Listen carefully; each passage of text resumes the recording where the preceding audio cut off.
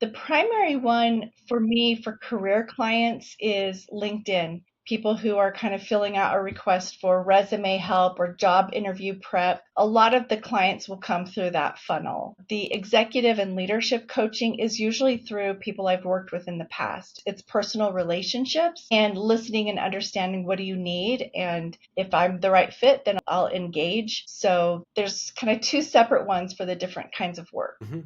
Welcome to Career Coaching Secrets, the podcast where we talk with successful career coaches on how they built their success and the hard lessons they learned along the way. My name is Davis Nguyen, and I'm the founder of Purple Circle, where we help career coaches scale their business to $100,000 years, $100,000 months, and even $100,000 weeks.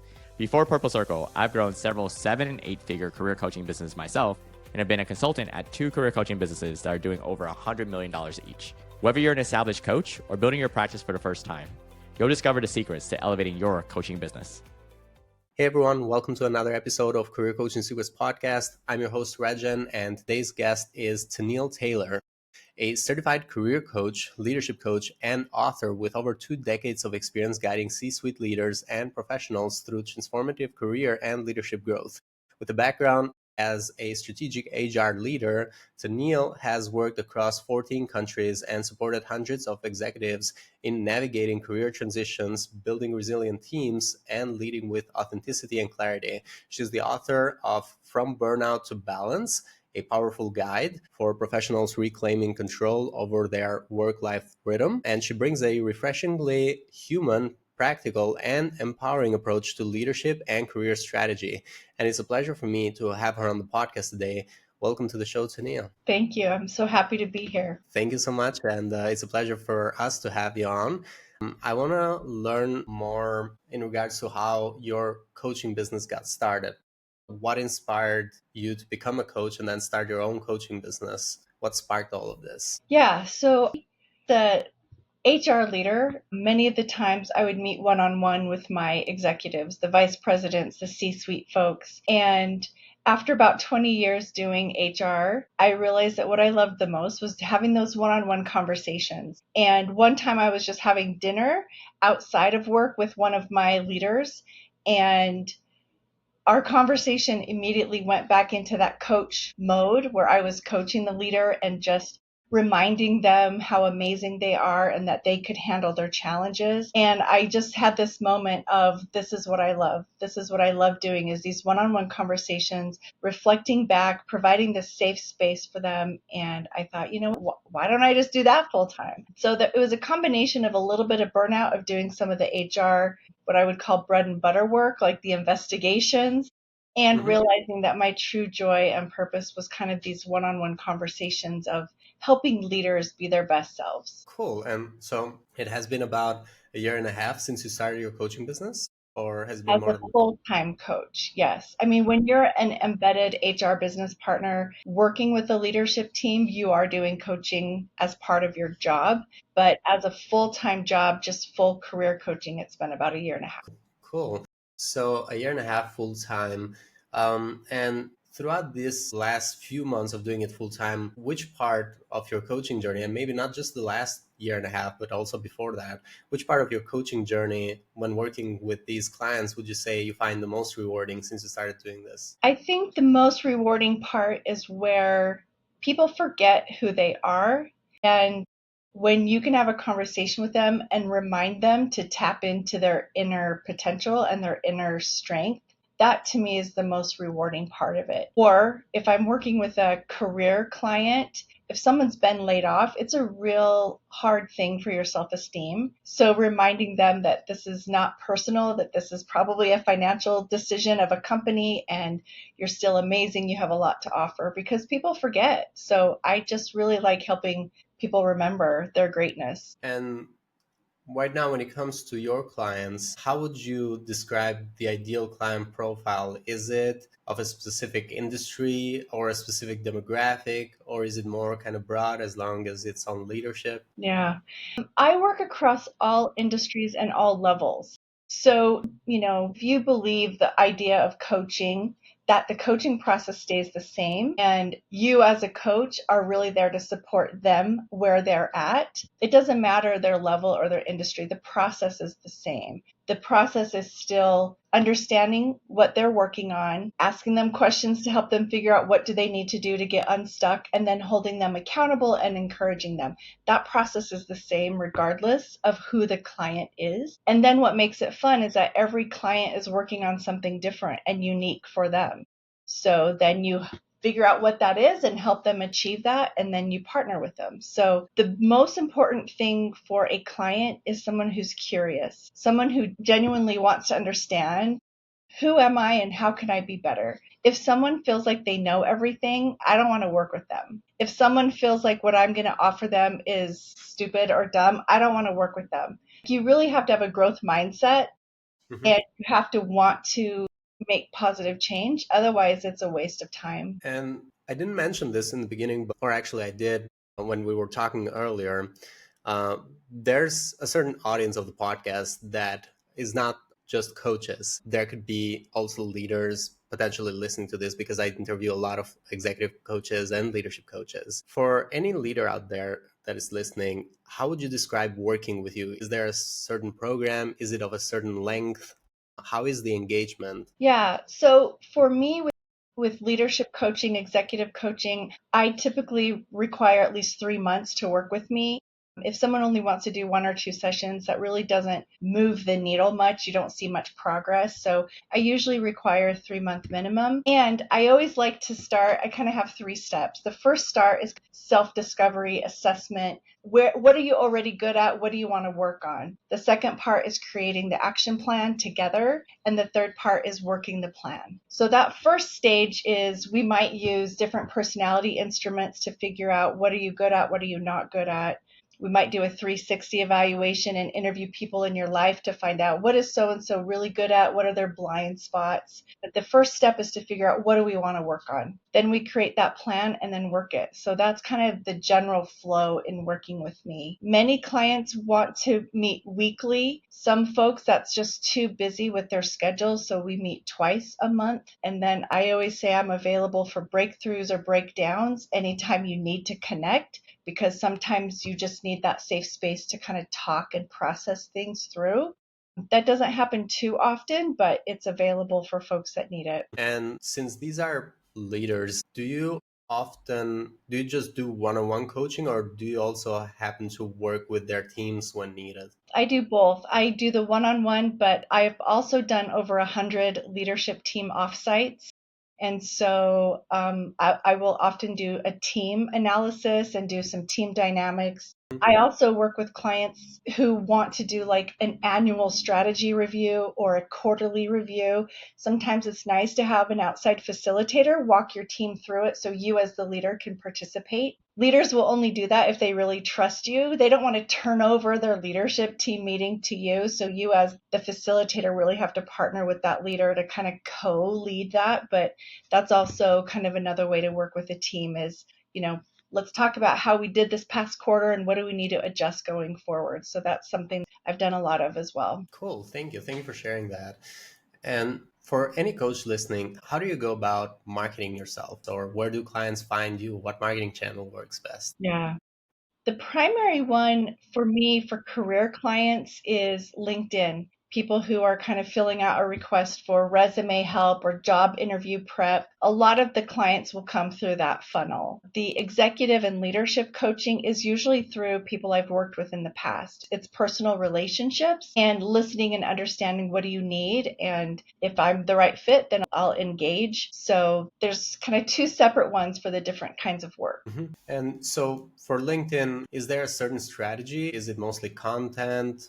How would you describe the activity in there? Yeah, I find on LinkedIn, it's kind of like a Google review. People are going to look at your profile and see, do they know what they're talking about? How long have they been doing this? So I do a mixture. I make sure that I post 2 or 3 times a week with helpful content, and then also the leads through the through direct messaging. So those are the 2. But if you don't have a robust profile, then people will think that you're not really serious about what you do. Because I'm a full-time coach now, it's really important for me that I let people know this is my craft. this is what I'm focusing. It's not a side gig for me. This is my full-time job and I take it very seriously. So and a lot of people that meet with me will say, I was inundated with requests, but I saw your profile and you looked human or you looked like you really knew what you were talking about. And so I picked you. So they do look at my profile and that gives me credibility. I also I don't know if I think it helps more with the younger generation versus older people. But for over a year, I've been posting on TikTok, Instagram, Facebook, all of the social medias just for credibility. Have I gotten any leads from that work? No. But I think that when people look up your profile and they see that you're active and you're producing content, that gives you credibility. Maybe someday it will give me leads, but right now I'm just hoping it helps with like the reputation and the image. Thank you for sharing that. And yeah, TikTok is not, let's say, the most popular channel for coaches from the interviews that I've done. Only one coach that I've interviewed has actually managed to get a lot of traction from TikTok. And weirdly enough, it was mostly age of 50, which you don't expect Really? in Huh. TikTok. Yeah. There seems to be that audience there. Is just the ones engaging obviously are the younger generation, so there is room there, but it's just been very uncommon for that to be a channel that actually generates leads. The LinkedIn still remains number one. And now, how do you see your coaching business moving forward? For example, for the next 1 to 3 years, are there any specific goals that you're working towards? Yes. So one of them is just to continue getting more certifications and accreditations. So that's kind of one piece of it. I do want to get a little bit more busy with leadership teams and not just one-on-ones because I do love doing that work. The book that I recently published, I hope to turn that into an online course so that people can figure out their work-life balance and figure out what they need to work on and create an action plan. So I see some of the content turning to some online courses and possibly some public speaking, but I feel like the coaching piece of it, just get more clients and build that relationship with them and help them. So yeah, there's like a few different things. I think a lot of coaches end up having what we call a portfolio career. Instead of being a corporate employee, a 9 to 5 employee, you have multiple gigs going on at the same time. So that's what I have. I have a few areas of business to grow simultaneously and in parallel, and that's what makes it so fun. Cool. Thank you for sharing that. And so far, when it comes to investments, and this is also for my research, in terms of investments that you've made, what are some good investments that you feel like have actually moved the needle for your coaching business or have helped the business grow? And if none, or what are some bad investments would be the other option that you feel like you could have avoided? Yeah. I think a really wise investment for any coach or professional is a good website. And if you think you're going to grow, so for a while there, I did Linktree. You know what Linktree is, where you have all your different links, right? For a while there, I did that. But after a while, and if you're going to grow, you want a comprehensive website where people can get all your social media links, where they can download PDFs, where they can book time with you. Instead of having 5 different links, just create a good website from the beginning and have all of your products and information there. And that way you can just direct everyone to a website. I probably wouldn't have done that at first as like Linktree and do this, click here for this, click here for this. No, just go to my website. So that's probably one thing I learned. Definitely you need professional headshots. You need good photos. One of my best tools is Canva Pro. Use Canva Pro. Figure out how to make attractive looking posts. Figure out a good logo for you. And then LinkedIn, a LinkedIn premium page, LinkedIn leads, all that stuff is worth the money. I think those are the best bets from a return on investment standpoint. And so right now, thinking about your goals as well, what would you say is a challenge that you're trying to solve for next? Where is the bottleneck for you right now? It's a good question. I am very grateful that I am a very adaptable person. I think some people get locked in and they're like, nope, I got to do this.